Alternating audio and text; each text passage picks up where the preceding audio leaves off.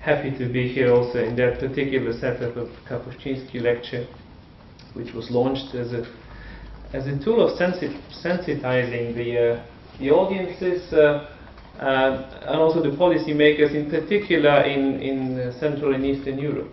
But that was the origin, and it grew further, and I'm very happy that it's the case. Perhaps I will concentrate more on the development proper. I'm not an expert of trade, one of the few areas I didn't have an opportunity to deal with, it will be for you to judge whether it was enriching or not. Well, not only is the question of development difficult and complex in itself, but we have been examining it during a tense and difficult period of human affairs. Vigorous expansion of world trade is needed for rapid international development, with developing countries becoming more outward-looking and competitive. Developing countries should remove impediments to foreign investment and ensure stability and improve administrative procedures affecting foreign firms. Increases in aid should be clearly aimed at helping these countries to reach a path of sustained growth. Aid increases in the future should be closely linked to the economic objectives and development performance of the countries receiving aid. In return, poor countries should expect commitments of support from the richer countries. Private foreign investment is not an alternative to public aid. Official aid, finance, roads and schools is a prerequisite to private investment. Foreign aid donors and receiving countries should cut through administrative red tape. There should be less strings attached to aid giving, and donor nations should grant more leeway, allowing the funds to be used for buying in other developing countries. It all sounds familiar, doesn't it? And Professor Collier may trace it back. I quoted the findings of the Pearson Commission of 1970. That was a commission led by the former Canadian Prime Minister Lester Pearson, which was set up at the initiative of the then President of the World Bank, Robert McNamara, in 1968, to study the consequences of 20 years of development assistance. So it was, by the way, it was the Pearson Commission who proposed that public or government aid in the form of grants should make up 0.70% of the GNI by 1975. So here we are, 40 years down the road. And the recommendations of the Pearson Commission seem still worryingly valid. But does this mean the development agenda of today boils down to a collective admission of failure? And some people tend to believe so, and one of the most prominent critics of aid policies is definitely Dambisa Moyo, the author of the emblematic book Dead Aid, published 3 years ago. And Dambisa Moyo claims that despite more of $1 trillion in development assistance over the last decades, the recipients of aid across the globe are worse off. And you could argue the opposite, but that's what she believes. Aid has helped make poorer and grow slower. Yet aid remains a centerpiece of today's development policy. Feeding corruption and creating a culture of dependence are, of course, unwelcome side effects of development aid. But even if we have not made as much progress towards achievement of the Millennium Development Goals as we should have, is this the reason to abandon aid policy? By way of analogy, one could think of another complex process set in motion back exactly in 1968, that's the nuclear non-proliferation. The Treaty on Nuclear Non-Proliferation, NPT, was signed in 1968. So more than 40 years after the signature, we have not achieved groundbreaking results. Yet to abandon non-proliferation policy as a whole would be risky and irresponsible. So there are plenty of ideas how we should increase impact of development. Professor Collier just come up with a number of them, and pointing out to the linkages with trade and standard setting. And of course, the commitments by the donors to reach the respective aid targets still hold. It's question of responsibility and credibility, and pacta sunt servanda, as we say in Latin. That also applies to the European Union. We are not there yet in terms of our commitments. The European development ministers just confirmed again that the European Union will strive to meet our ODA commitments, including to increase the aid spending to reach 0.7 of GNI by 2015. But of course, if we want to do it, we have to do more, and those behind schedule are urged to deploy all necessary additional efforts. But we also have to encourage other donors. Professor Collier was mentioning them, and so were other colleagues. I mean, the emerging economies. I don't like that notion. I think it's misleading. I mean, they are there. They are well established, not emerging anymore. But these are real players, and they have to be brought on board one or another. We have to make sure that we can raise the level of ambition without false expectations that they would follow exactly our kind of rationale behind development policy. Let me go back to Dambisa Moya. She may have a different view of the desired end state of development aid than the mainstream of the development community.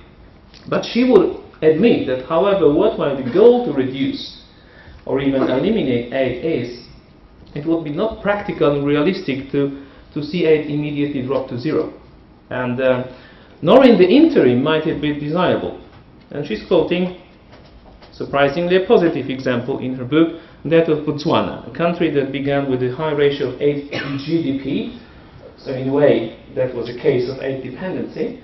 And the aid wisely used the aid wisely to provide important public goods that help support good policies and sound governance that lays the foundation for robust growth. But the new development paradigm has to reflect the new context in which development policy is being conducted. So over the last 10 to 15 years, this context has undergone multiple changes, of which I would like to mention three. One is the emergence of the new global order. Second is the economic crisis, and then the most recent one is the upheavals in Europe's southern neighborhood. I had the pleasure of being member of a reflection group of the OECD DAC, the Development Assistance Committee, that drafted a report on the future of development policies.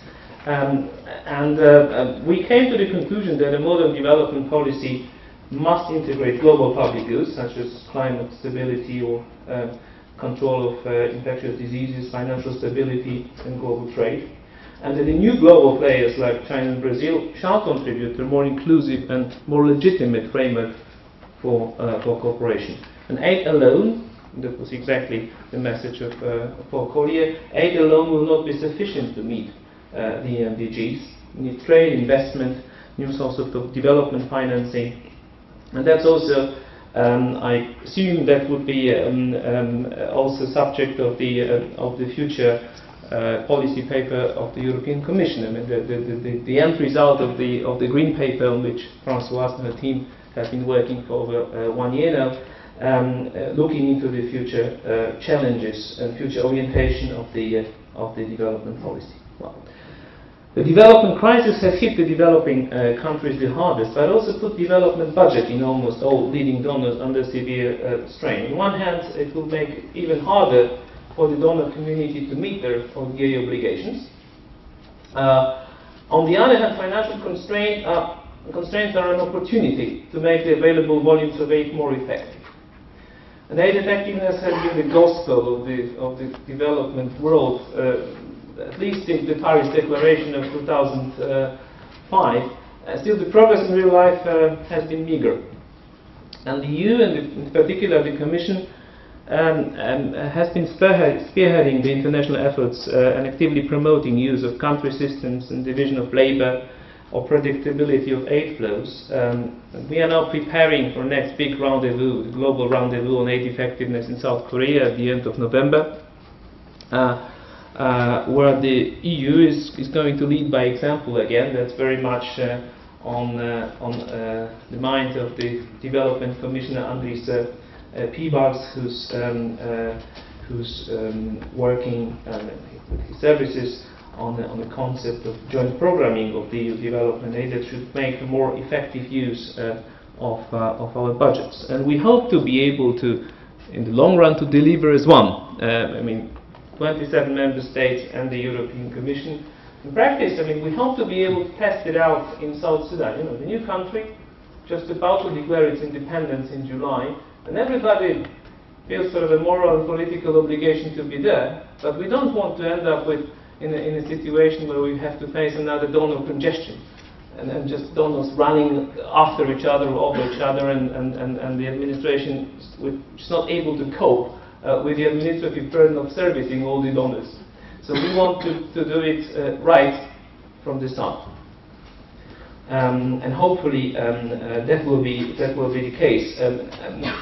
We think that we should also follow the same line of reasoning when planning our future engagement in southern neighborhood, but also when discussing the next multi-annual budget of the European Union for the period after 2013. Now let me come to North Africa and the Middle East. These events will have a major impact on the content and the conduct of the EU foreign policy in general, including development. We've already started drawing lessons from the past, and we acknowledge the indigenous nature of the Arab revolutions. So we will not teach our neighbors how to change their countries, but we are ready to help. That is the main message of the ongoing review of the European neighborhood policy. It was basically formally initiated yesterday. The Commission made a proposal to that effect, and we want to strengthen the partnership with the countries, help them consolidate democracy, and pursue sustainable growth. But this partnership has to be mutually beneficial and will be based on mutual accountability and on a much higher level of differentiation between countries. For those who are willing to do more, engage in more serious reforms, we will be able and willing and able to reward these efforts. That's the concept of more for more. So we will offer closer economic integration, stronger political cooperation on governance, security, and conflict resolution. So the new neighborhood policy, which will be a model for other policies of the EU, in the area of external relations, the new neighborhood policy will be very much about empowering people and helping them realize their ambitions, but prompting them to go out to the streets of Cairo or Zera. The outcome of the consultations of the Green Paper and I mentioned the future, the paper on the future is in the pipeline, the future of development policies. I don't want to prejudge anything, but I think it's fair to assume that this notion of mutual accountability will continue to be one of the principles guiding the EU's relations with partners in neighborhood and elsewhere. So when discussing the future of development, many NGOs, members of the European Parliament, journalists, they very often voice concern about potential politicization of aid, meaning return to political conditionality. Well, for me, politicization of development is good. I think for me it's a positive notion. Aid is not a charity. It's part of values-based EU's foreign policy, which is enshrined in the Lisbon Treaty, and that places development at the heart of the EU's objectives. So development shall stay high on the political agenda, and we must grasp the momentum of systemic changes that were put in motion by the creation of the treaty, also the setting up of the European External Action Service to conduct external relations in a fully integrated manner, combining the so-called 3Ds, meaning development, diplomacy, development, and defense. Let me quote Kapuscinski, would be a bit strange not to quote him at the end. In his most famous book about Africa, which is called Ebony, I mean in Polish, but I think that the English translation is called The Shadow of the Sun. The original title is Ebony. He wrote, "The African culture is a culture of exchange. You give me something and it's my duty to reciprocate. And it's not only a duty, it's a requirement of my honor, my dignity and my humanity. In the course of an exchange, the interpersonal relationship reaches its most sublime form." And I think this quote encapsulates the very notion of mutual accountability and mutual commitment to change. Thank you.